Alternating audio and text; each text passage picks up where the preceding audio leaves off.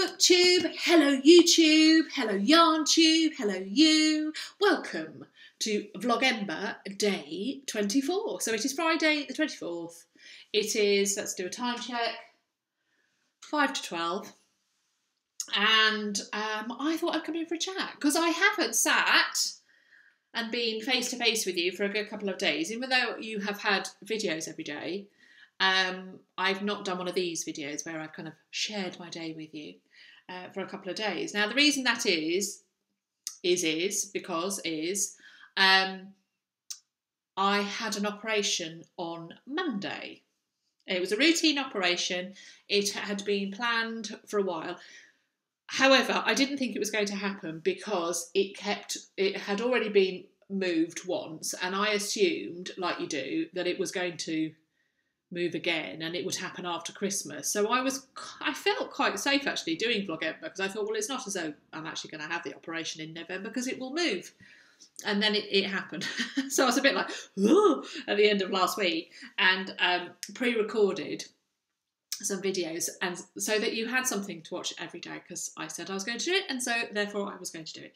So anyway, I had a routine operation on my left hip, or not my hip, I had a femoral hernia on my right hand side, which is basically a hernia that was lying and pressing against the femoral artery, which is the main artery down your left, and was giving me chronic pain, and long term could have caused problems. So it has been something that's been going on for a couple of years. It has been getting steadily worse and worse. For probably the first couple of years I had it, I didn't realise what it was because I was very active. I was having, get yourself a cup of tea and we'll just quickly talk about it.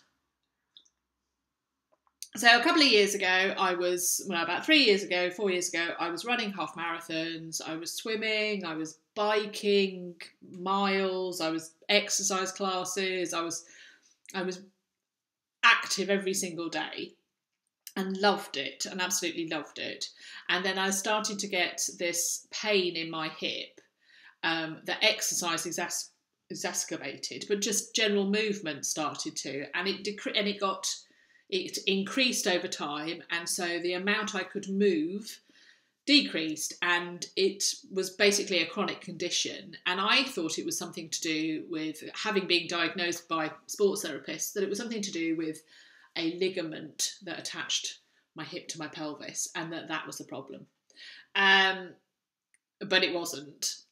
We found out in July that actually it was a femoral hernia, and as soon as they found that out, they said, the hospital said, yes, we need to operate on that because that's a lot more serious than what we thought it was. And it's not going to get better.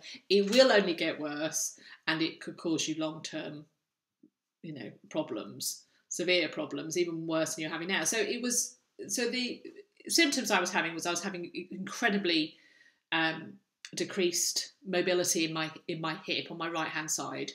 To the point where any kind of walking would leave me in tremendous nerve pain for either the rest of that day or all that night. Nights were particularly bad because, like if you've ever had kind of nerve pain, you know that it tends to be at night. Like lying on that side was extremely painful, and it has really shaped my life in the last couple of kind of years. So where I was really active, I'm now horribly not active. And I guess when I went to the doctor, when it was incredibly bad, and said, look, this has actually got to the point now where I'm struggling just coming downstairs. It's horrific. And he said, well, we're going to have a look at this because I didn't have a bulge. If you have a hernia, it's quite often gentlemen have hernias in their groins, and if you have a hernia there, you normally get a bulge, and so you would look at yourself in the shower or in the bath and go, oh look, I've got a bulge, and you'd go to the doctor and go, oh look, I've got a bulge, and they would go, oh, I think that could be a hernia. We need to sort that out. I had no bulge, so I would go to the doctor and go, oh, and he would go, oh dear, and it was after various investigations they went, oh, actually it's this very, very deep hernia that's just pressing more and more on your artery and is going to just cause you, and they were like, oh, we need to sort that out. And they've sorted out incredibly quickly. And I am extremely grateful for the attention I've received. So I went in Monday morning.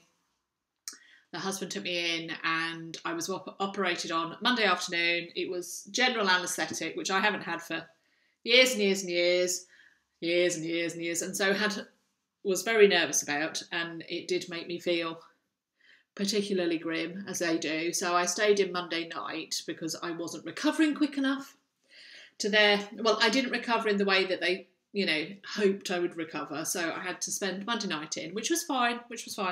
So the husband slung me over his shoulder on Tuesday morning and brought me home. And I have been resting ever since. So I can't drive and I can't do anything. It was keyhole surgery, fortunately. So I have punctures on my abdomen. It has marred my physical beauty. I think it's increased my physical beauty because it shows that I've had an interesting life. I've had holes put in me. And already I can tell that I have more movement, more freedom in my right hand side. So I am very excited about the future. I'm so excited about come January, because they did say, look, give yourself 6 weeks. So basically the rest of this year. And then come January, I can start gently getting back into I don't think I'll ever be able to run half marathons again or what have you, but I should be able to increase my movement, my fitness again, which is just such. I mean, it really has. And to the people that know me in real life, will know what a huge impact it's had on me, and what an amazing turnaround it feels like to actually think, yes, the thing that I didn't know what it was. I mean, it's funny enough, it's really weird. I'm rambling, so if this is a rambly video, so I'm sorry about that. But I only remembered a couple of days ago that last July, was it last July? I think it was last July. I was sat talking with somebody who was in their late 30s, early 40s, about the possibility of having a hip replacement because she'd had one. And I was like, it was impacting my life so much. I was in such pain then, constantly on a daily basis, that I actually thought it was, a problem. My hip had got to such a problem that it was actually, I was looking at having a hip replacement in the next year or two. So even though I was shocked when they said, you've got this femoral hernia and we need to operate, I mean, of course, I was hoping for, a bit of physio and some ointment and you'll be fine. But I was so grateful that it wasn't a hip replacement, or it wasn't kind of more serious, that, the consultant was saying I should have, a tremendous opportunity to actually get back to where I was and feel, as strong as I did, because I don't feel that now. So it's tremendous. So I'm already experiencing, even though I've had an operation on Monday, I'm already experiencing less pain than I did on Sunday. So I'm very grateful for that, and it has been an interesting week. So it's been an up and down time. I have felt very rough at times. I'm not one for painkillers, so I've come out, and I can't take a lot of the painkiller. I just can't actually take a lot of the painkillers. So I came out with just kind of strong paracetamols, but I'm not comfortable even taking those. So there are times where I do feel quite rough, and I have to slope off to bed. But I'm being looked after brilliantly. The husband and Benedict are being marvellous, and my brother and friends have been just amazing in supporting. So yeah, so I'm feeling good. I'm feeling glad, and I wanted to come back, and I really wondered about talking to you about this. I didn't want to say anything beforehand because I felt like I was saying, right, I want sympathy, or I want kind of you to, but you know, come on, be there for me. I don't know. I didn't feel comfortable. I didn't want to make it any bigger than it actually was, I guess. But now I feel it would be wrong to pretend it didn't happen when it has really impacted me this week, as in I have been either lying in bed or sat on that sofa. I think this is actually the first time I'm sat at the table since Monday morning. So I have just, and actually it's slightly uncomfortable. And my little holes, my little bits are a bit sore. And it's trying to find clothes that don't sit on them. Do you know what I mean? Do you know what I mean? So, but yes. So there we go. There we go. I took knitting in. I took a book and I took knitting in to the hospital because, of course, they say it's going to have lots of waiting. The hair's looking rough because I haven't washed it yet. But they said bring things because you're going to be waiting, and there was quite a lot of waiting. So I took some knitting in. So actually, the shawl that I showed you in my yarn chat, I kind of was struggling with how the colours were playing. I loved the feel of it and I love the colours. I just didn't like it in this pattern. And if I don't like something, I rip it out. I'm not one for hiding. So I picked up this yarn, which I had, and this is a shawl. And I'm nearly halfway through already. I've just done this lovely lace section. So I sat there on my hospital bed, knitting away at 4:30 in the morning when I was asleep and I was awake and in pain and couldn't go back to sleep. And couldn't concentrate to read, so I thought I shall just sit and knit, and so it worked out brilliantly. This week, however, I have finished Mr. Rochester by Sarah Shoemaker. Reader, She Married Me. Yeah,